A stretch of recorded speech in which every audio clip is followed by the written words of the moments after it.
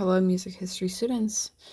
It's Lorenda Guccio. I'm back at it again. This time I'll be talking about the composer from the late Romantic era, Edvard Grieg. Here we go. So, some key points about his life before I go into specific details about the story of his life. He was a composer from Norway, and again, he was a composer from the Romantic era. He was born on June 15th, 1843, and then he died on September 4th, 1907. He used and developed Norwegian folk music in his own compositions, and he contributed to the music of the national identity of Norway. He's known for his great works like his piano concerto as well as his Peer Gynt suite. And he's the most celebrated person from his hometown. There are several statues and public items depicting his name and his image. For example, there's Grieg Hall, which is the city's largest concert building, Grieg Academy, their most advanced music school. There's the Edvard Grieg Corps, which is a professional choir, and then there's also the Edvard Grieg Museum in his former home, Trollhaugen, all dedicated to his legacy.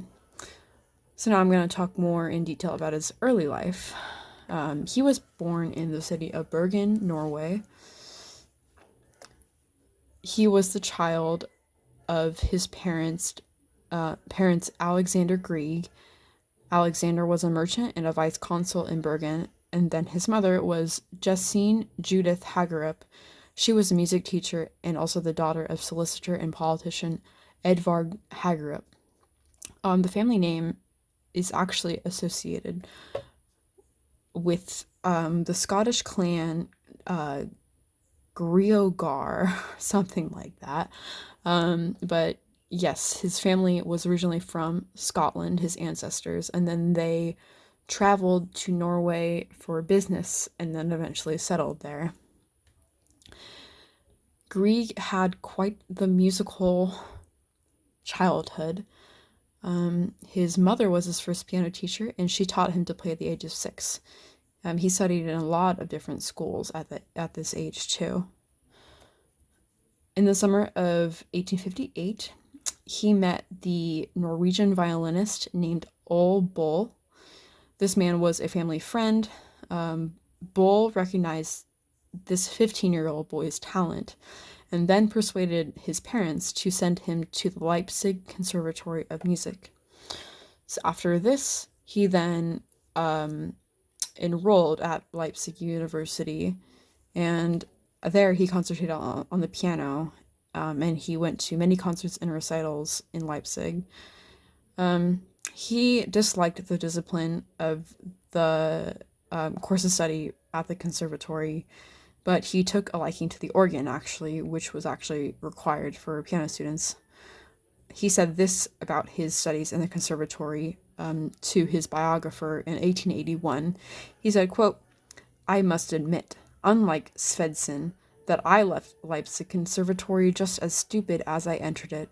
Naturally, I did learn something there, but my individuality was still a closed book to me." Close quote. Unfortunately, he suffered severe health problems at quite the young age of 17. In the spring of 1860, he developed both pleurisy and tuberculosis, both diseases of the lungs. And then because of this, he experienced a destroyed left lung and a significant deformation of his thoracic spine. Throughout his life, he constantly developed respiratory infections and then eventually developed lung and heart failure. I will now transition to talking about his musical career in more depth. So in 1861, he made his first debut as a concert pianist in the city of Karlshamn in Sweden. And then the next year after that, in 1862, he finished his studies at the conservatory, and he held his first concert in his hometown. In 63, he went to Copenhagen in Denmark, and he was there for 3 years. He met Danish composers J.P.E. Hartmann and Niels Gade. He also met a fellow Norwegian composer named Rikard Nordrock, seen there right next to him, the picture on the left. They became good friends, and Rikard became a great source of inspiration to Grieg. Nordrock was known for composing the Norwegian national anthem. Unfortunately, this man died in 1866, and then Grieg composed a funeral march in his honor. And then, on June 11th, 1867, he married his first cousin, Nina Hagerup, who was a lyric soprano. The year after their marriage, they had their only child, Alexandra. Unfortunately, she died in 1869 from meningitis. And then the year before that, in 68, he composed his piano concerto in A minor, which is very, very well known today. Going on with his career, he met many composers throughout his life. One of them was Franz Liszt. In 1868, they had not met yet, but Liszt wrote a testimonial for him to the Norwegian Ministry of Education, which then led to Grieg obtaining a travel grant. Then the two men met in the year 1870 in Rome.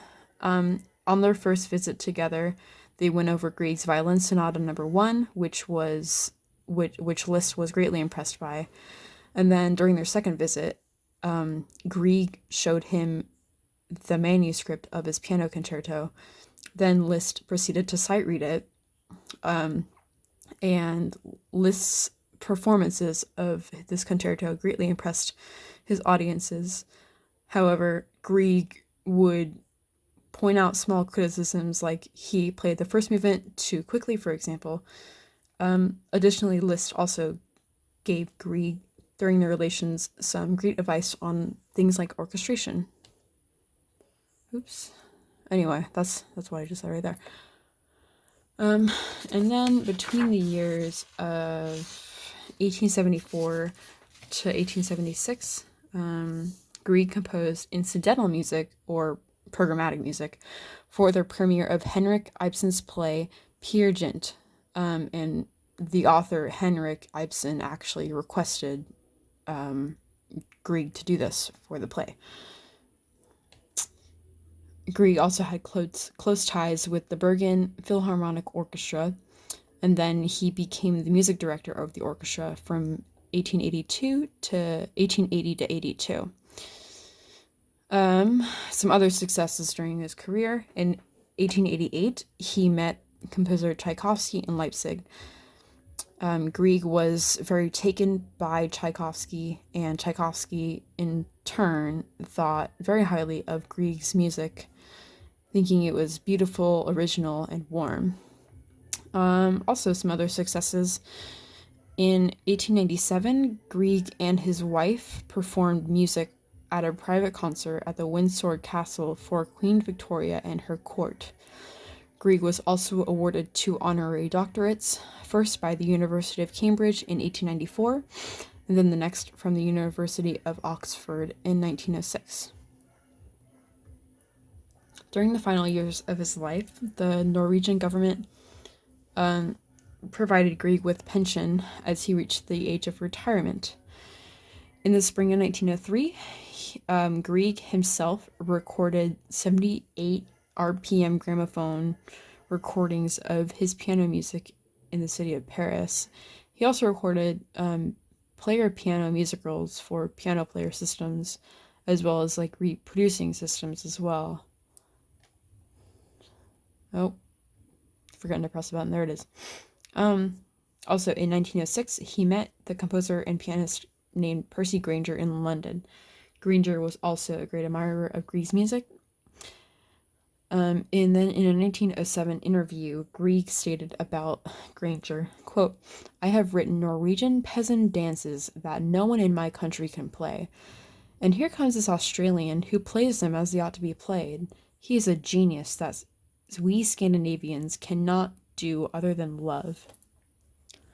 And unfortunately, Edvard Grieg died at the Municipal Hospital in Bergen, Norway, on September 4th, 1907, at the age of 64 from heart failure. Obviously, throughout his life, he suffered a long period of illness and suffering. His last words on his deathbed in the hospital were, "Well, if it must be so." His legacy lives on far beyond his death and also far beyond the borders of his home country, Norway. As I said in the beginning of the presentation, there are public venues and statues that depict him and honor him all around. Museums, choirs, the music academy, etc. And after he had died, 30 to 40,000 people attended his funeral. At his own request of Grieg's, his composition, the Funeral March in memory of Richard Nordrock, was played at his very own funeral.